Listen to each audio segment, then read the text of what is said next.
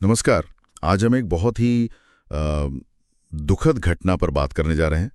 पूरी ओडिशा में जगन्नाथ रथ यात्रा के दौरान जो भगदड़ मची। जी, ये दुनिया के सबसे बड़े धार्मिक आयोजनों में से एक है। लाखों करोड़ों श्रद्धालु आते हैं हर साल। हाँ बिल्कुल। लेकिन इस बार मतलब उत्सव के बीच ही एक भयानक हादसा हो गया। खबरों के अनुसार 3 लोगों की जान चली गई और 50 से ज्यादा लोग घायल हुए। बहुत दुखद। तो आज हम यही समझने की कोशिश करेंगे कि ये हुआ कैसे, क्या वजह थी इसके पीछे, और सबसे बड़ा सवाल, क्या इसे रोका जा सकता था।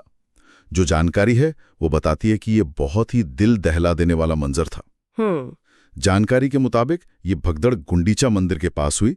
बताया जा रहा है कि भीड़ इतनी ज्यादा थी कि लोगों को सचमुच सांस लेने में भी दिक्कत हो रही थी।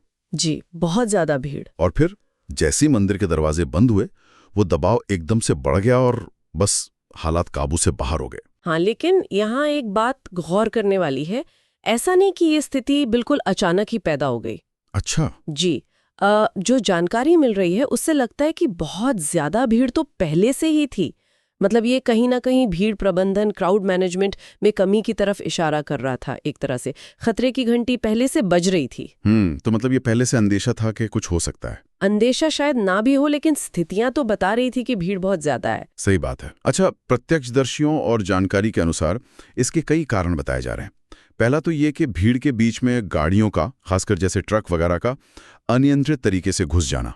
हाँ, ये बहुत खतरनाक स्थिति पैदा कर देता है। इतनी भीड़ में अफरा तफरी मच जाती है। बिल्कुल।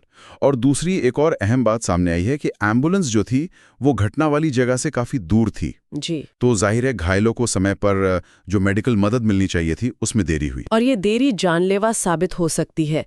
अगर हम इसे बड़े परिप्रेक्ष्य में देखें तो ये साफ तौर पर प्लानिंग और भीड़ नियंत्रण के स्तर पर एक गंभीर चूक है। हाँ। इतने बड़े आयोजन में जहां लाखों लोग हों, इमरजेंसी सेवाओं की पहुंच वो तो सबसे जरूरी चीजों में से एक होनी चाहिए। सही कहा। यहाँ ऐसा लगा कि शायद उस पहलू पर उतना ध्यान नहीं दिया गया। और इसके नतीजे वो बहुत भयानक रहे।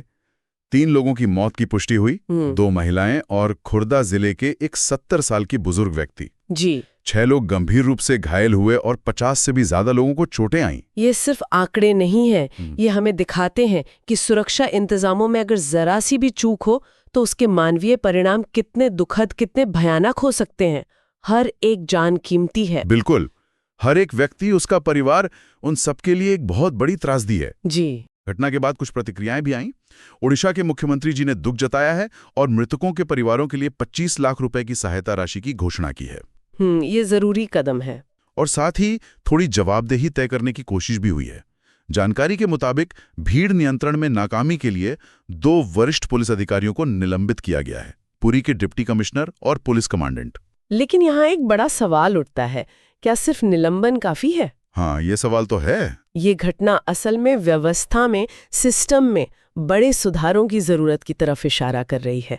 मुआवजा देना महत्वपूर्ण है, पर वो परिवारों के नुकसान की भरपाई तो नहीं कर सकता ना? नहीं, बिल्कुल नहीं। तो असली सवाल ये है कि क्या इस घटना से सबक लेकर भविष्य में ऐसी चीजों को रोकने के लिए जरूरी बदलाव किए जाएंगे, व्यवस्थागत सुधार होंगे? ये बहुत अहम सवाल है। और एक और बात जो जानकारी से सामने आई है वो तो मतलब और भी चौंकाने वाली है। क्या?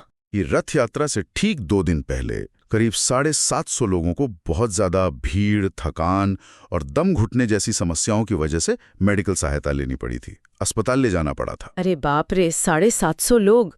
ये तो मतलब एक बहुत बड़ी साफ चेतावनी थी। हाँ। इसे तो पूरी तरह से नजरअंदाज कर दिया गया लगता है। हाँ। ये साफ दिखाता है कि प्रशासन आने वाले खतरे को भांपने या उसके लिए जरूरी निवारक उपाय करने में कहीं ना कहीं विफल रहा। बिल्कुल। अगर उसी दिन की घटना से ही कुछ सबक लिया होता तो शायद 29 तारीख की ये भगदड़ टाली जा सकती थी। ये सिर्फ भीड़ नियंत्रण की विफलता नहीं लगती, ये चेतावनियों को अनदेखा करने का भी नतीजा है। सही कहा। और जो भी जानकारी उपलब्ध है वो इसी बात पर जोर दे रही है कि इतने बड़े पैमाने के जो आयोजन होते हैं, चाहे वो धार्मिक हों, सांस्कृतिक हों या कोई और, उनमें बेहतर सुरक्षा और भीड़ प्रबंधन की बहुत सख्त जरूरत है। बिल्कुल, इसमें कोई दो राय नहीं। सुरक्षा को प्राथमिकता बनाना ही होगा।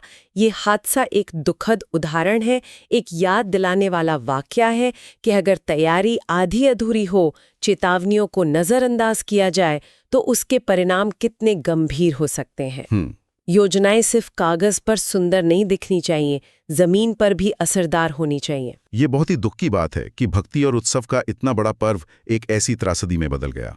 जो भी जानकारी हमारे पास है वो साफ तौर पर सुरक्षा में हुई गंभीर चूक की तरफ ही इशारा करती है। जी, एक ऐसी चूक जिसे शायद टाला जा सकता था। हाँ, शायद। ये घटना हमें सोचने पर मजबूर करती है।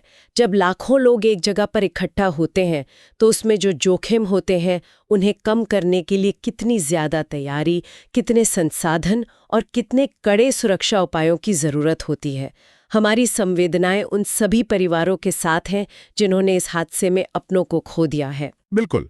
तो आज की इस पूरी चर्चा के बाद एक सवाल शायद हम सबके मन में रह जाता है, क्या हम वाकई ऐसे बड़े आयोजनों में, चाहे वो कितने भी महत्वपूर्ण क्यों ना हो, जोश और सुरक्षा के बीच वो जरूरी संतुलन बनाने के लिए पर्याप्त कदम उठा रहे हैं? इस पर जरूर सोचना चाहिए। जी, ये विचार करने योग्य प्रश्न है।